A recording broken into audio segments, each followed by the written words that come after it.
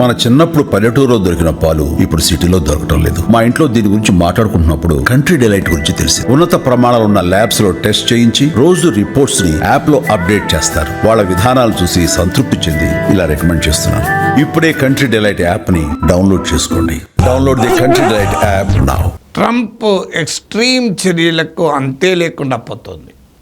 మామూలుగా లేవే ఎక్స్ట్రీమ్ చర్యలు. ఉక్రెయిన్కు ఆయుధాలు ఇవ్వము అని ఇప్పటిదాకా చెప్పాడు. మేము ఈ యుద్ధాన్ని ఆపదలుచుకున్నాం అని. ఇప్పుడేమంటున్నాడు? ఆయుధాలు ఇస్తాం, యుద్ధం కంటిన్యూ చేయి, కానీ మీకు ఆయుధాలు ఇచ్చినందుకు మీ దేశంలో ఉన్న రేర్ ఎర్త్ మెటల్స్, అత్యంత విలువైన లోహాలు మాకు ఇచ్చేయాలి. సో అలా ఇస్తే లీథియం, టైటానియం, యురేనియం ఇవన్నీ దోచుకోవడానికి మాకు అవకాశం ఇస్తే మీకు ఆయుధాలు ఇస్తాం అని ప్రెసిడెంట్ జెలెన్స్కీకి ట్రంప్ పేర్కొన్నాడు. ఉక్రెయిన్కు వారాప్తాను, ఉక్రెయిన్ యుద్ధం ఆపుతానని మొదలుపెట్టిన పెద్ద మనిషి కాస్త ఉక్రెయిన్కు కావాలంటే ఆయుధాలు తీసుకో, కానీ మాకు మీ దేశ విలువైన సంపదను అప్పజెప్పు అంటున్నాడు. గ్రెనడా మీకు పనామా దగ్గరికి వెళ్ళి పనామా కెనాలే ఇచ్చే అంటున్నాడు. ఆల్రెడీ పనామా లొంగిపోయింది కూడా. కొంత ట్రంప్ కోరికల్ని తీర్చే పనిలో పడింది. డెన్మార్క్ దగ్గరికి వెళ్ళి గ్రీన్లాండ్ కొనేస్తాం ఇచ్చే అంటున్నాడు. ఇలా ఒక్క దేశం కాదు, అన్ని దేశాల పైకి విరుచుకుపడుతున్నాడు డొనాల్డ్ ట్రంప్.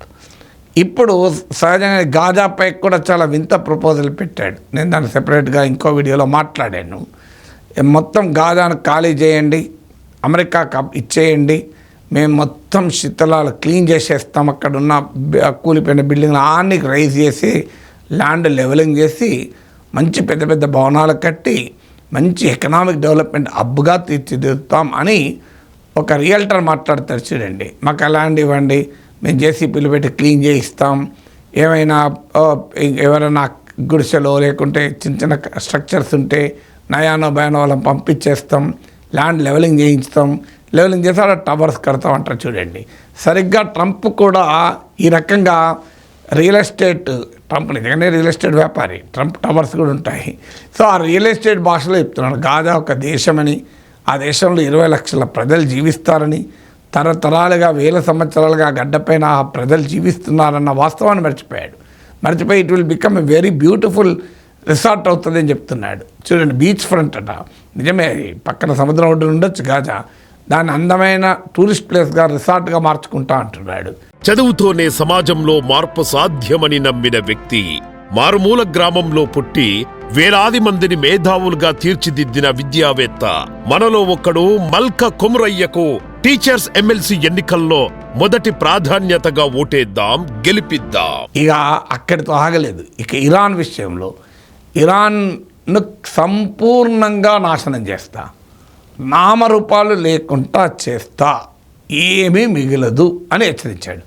టోటల్ అబ్లిటరేషన్ వాడిన పదం, ఇంగ్లీష్ వర్డ్ టోటల్ అబ్లిటరేషన్, డిస్ట్రక్షన్ కాదు, అబ్లిటరేషన్, ఇంకా ఏమీ మిగలదుగా ఆడ ఇరాన్లో, ఆ రకంగా చేస్తాను అంటున్నాడు.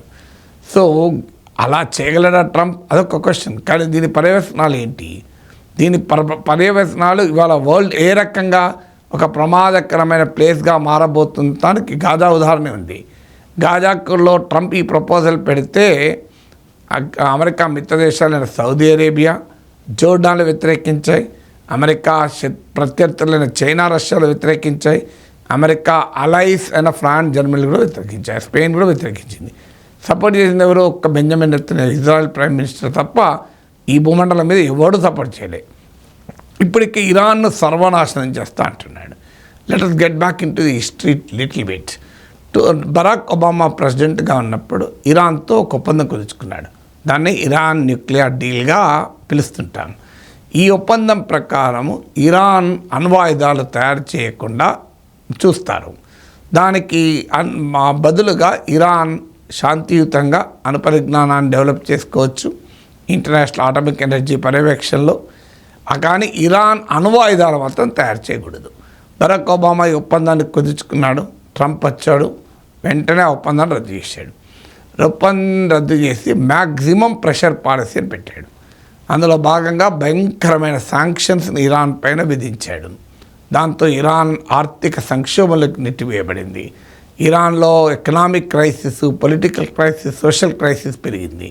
ఇరాన్ ఏం చేయాలి ఇలాంటి పరిస్థితుల్లో? అది ఏం చేయాలో మనకు ఏం చేస్తుందో అర్థమైతే తెలిసిపోతుంది. న్యూక్లియర్ ప్రిపరేషన్ వైపుగా ఇరాన్ వెళ్లాల్సి వచ్చింది. యురేనియంని ఎన్రిచ్ చేస్తూ వెపన్ గ్రేడ్ యురేనియం తయారీ వైపుగా అడుగులు వేస్తోంది.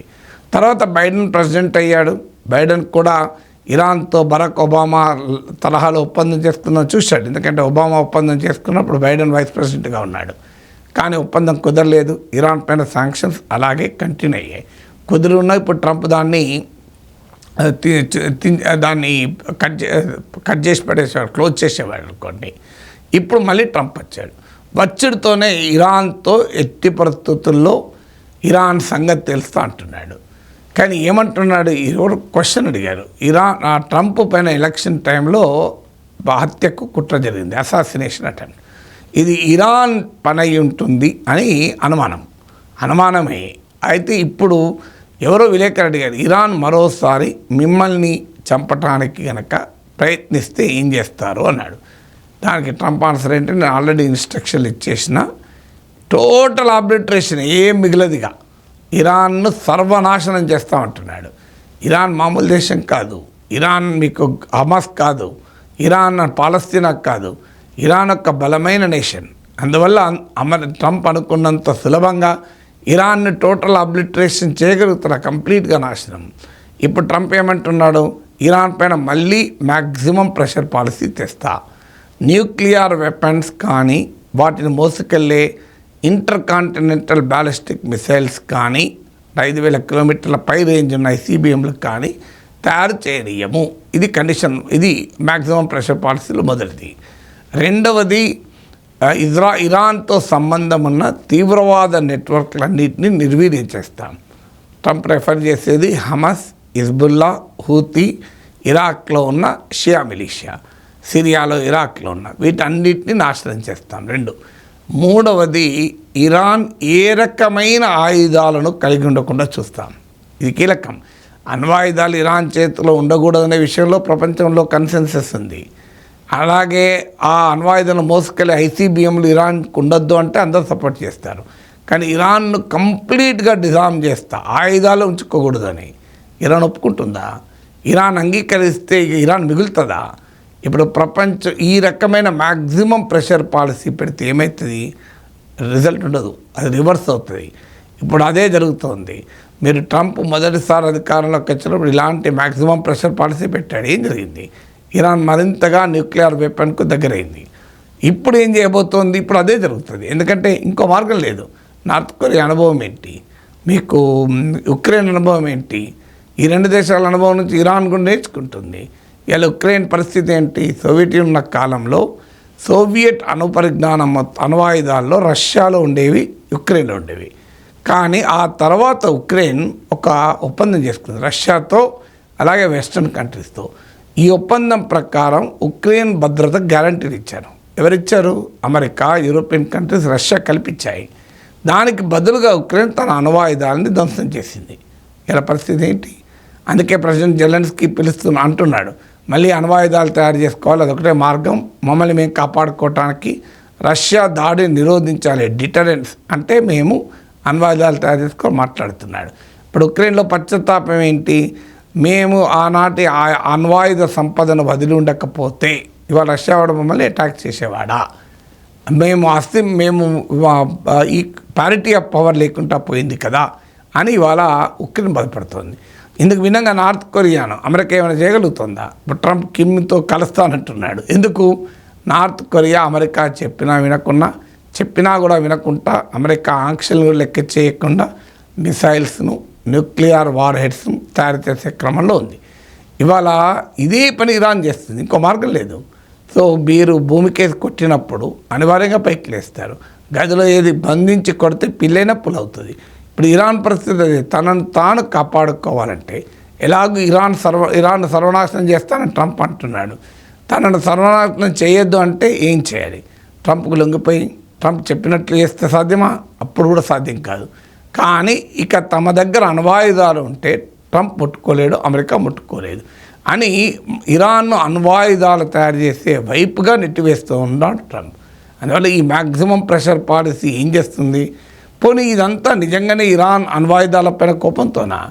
ఇలాంటి కథలు మనం ఎన్ని లేదు. ఇరాక్లో ఇలాగే వెపన్స్ ఆఫ్ మాస్ డిస్ట్రక్షన్ ఉన్నాయని ఇరాక్ ధ్వంసం చేయలేదా? ఇరాక్లో ప్రజాస్వామ్యం వచ్చింది, అప్పుడు ఏమొచ్చింది? ఇక్కడ ఇరాక్లో ఐసిస్ వచ్చింది, అల్ఖైదా వచ్చింది అమెరికా దాటి తర్వాత. ఆఫ్ఘనిస్తాన్లో ఏమొచ్చింది? ప్రజాస్వామ్యం వచ్చిందా? ఆఫ్ఘనిస్తాన్లో 20 ఏళ్ళ తర్వాత మళ్ళీ తాలిబాన్ పవర్లోకి వచ్చింది. అందువల్ల అమెరికా వాస్తవంగా అణ్వాయుధాలను నిరోధించటానికే ఇరాన్ పైన ఈ ఒత్తిడంతా చేస్తుందో నమ్మమంటారా? అదే నిజమైతే పాకిస్తాన్ అణ్వాయుధాల వెనుక అమెరికా లేదా? అమెరికా చట్టాలకు సవరణ చేస్తూ కూడా పాకిస్తాన్కు మిలిటరీ సాయం చేయలేదా? మనం వినలేదా? ప్రెస్లర్స్ అమెండ్మెంట్ అని, హ్యాంగ్ బ్రౌన్ అమెండ్మెంట్ అని అమెరికా చట్టాలకు సవరణ చేస్తూ పాకిస్తాన్కు ఆయుధాలు ఇచ్చింది కదా అమెరికా. అందువల్ల అమెరికాకు ఇష్టమైన ఇజ్రాయెల్ దగ్గర అణ్వాయుధాలు ఉండొచ్చు, అమెరికాకు అవసరమైన పాకిస్తాన్ దగ్గర అణ్వాయుధాలు ఉండొచ్చు, అమెరికాకు వ్యతిరేకమైన ఇరాన్ దగ్గర ఉండకూడదు, అమెరికాకు చెప్పినట్టు ఈయన భారతదేశం దగ్గర ఉండకూడదు అంటే ప్రపంచం అంగీకరిస్తుందా? ఇప్పుడు ట్రంప్ పాలసీ ఇరాన్ను సర్వనాశనం చేస్తాను, టోటల్ అబ్లిటరేషన్ అని ఏ హెచ్చరిక బెదిరింపు చేశాడో ఈ బ్లాక్మెయిల్ వల్ల ఏమవుతుందంటే ఇరాన్ పాలసీలో మార్పు వస్తుంది. ఇక అనివార్యంగా తాము వీలైనంత త్వరగా అణ్వాయుధాలు తయారు చేసుకోవాలి, మిసైల్స్ తయారు చేసుకోవాలి. ఇప్పటివరకైతే అఫీషియల్గా ఇరాన్ వద్ద అణ్వాయుధాలు లేవు, మిసైల్స్ కూడా లేవు. కానీ ఇరాన్ ఏం చేయాలి? తమను తాము కాపాడుకోవాలంటే ఇది ఒకటే మార్గం అనే పరిస్థితికి ట్రంప్ ఇరాన్ను నెట్టివేస్తున్నాడు.